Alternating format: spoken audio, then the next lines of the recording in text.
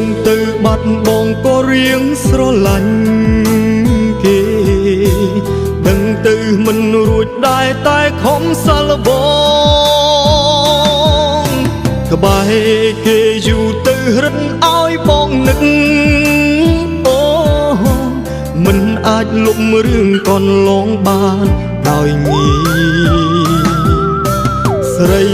ដូចគ្នាសងជំនួសអូនមិនបានហេតុផលតែម្យ៉ាងព្រោះគេមិនមែនជាអូ